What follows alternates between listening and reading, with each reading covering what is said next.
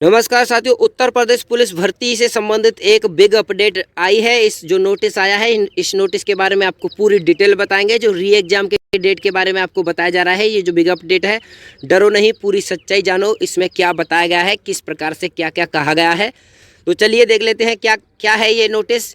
देखिए नोटिस है हमारा, क्या बता रहा है इसमें।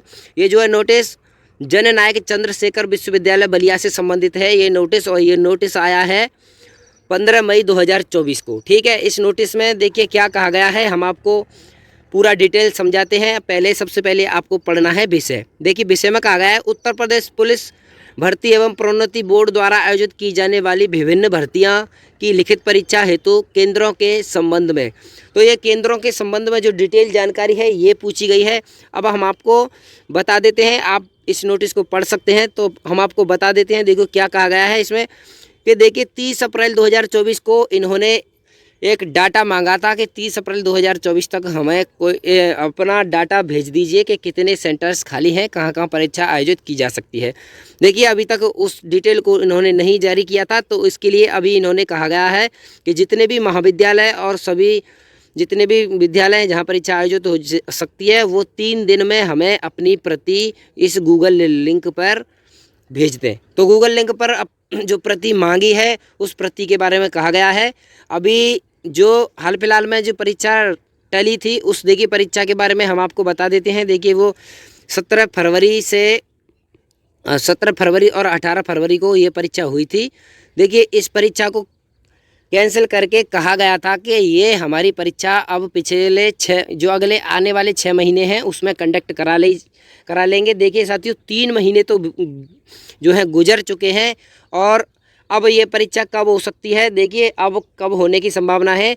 4 जून तक हमारे जो है 4 जून तक तो आप सभी को पता ही है कि 4 जून तक हमारे लोकसभा इलेक्शन का रिजल्ट आएगा। तो लोकसभा इलेक्शन यानी 4 जून तक कुछ भी नहीं हो सकता। 4 जून तक तो आचार संहिता लगी हुई है, उसके बाद आचार संहिता हट जाएगी और इन भर्तियों का कार्यक्रम शुरू हो जाएगा। जितनी भी भर्तियां हैं उनके सभी के कार्यक्रम शुरू हो जाएंगे।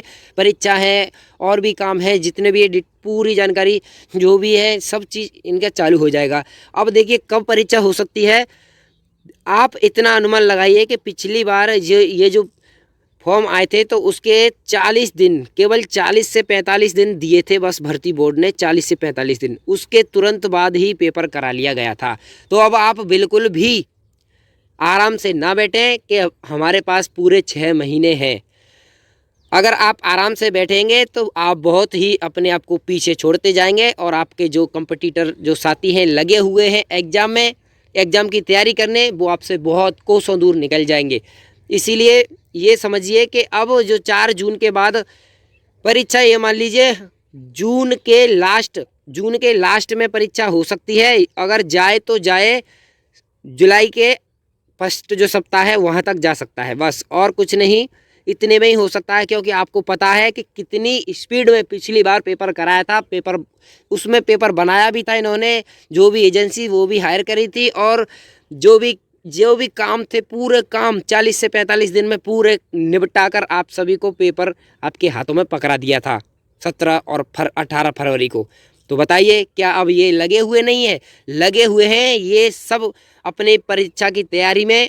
बस आपको लगना है, ये भर्ती बोर्ड है परीक्षा की तैयारी में बिल्कुल से लगा है कि क्या करना है। अब आप इसके पास अब बहुत सारा समय है, कभी भी परीक्षा ले सकता है, इसीलिए आप अपनी परीक्षा में लगे रहिए। बहुत ही सुनहरा मौका है आपको। आपने अगर पिछली बार थोड़ी सी भी अपने पेपर में गलती की होगी तो आपको सुधारने का बहुत ही अच्छा मौका मिला है। इस मौके को गंवाए ना, कितना बढ़िया मौका है।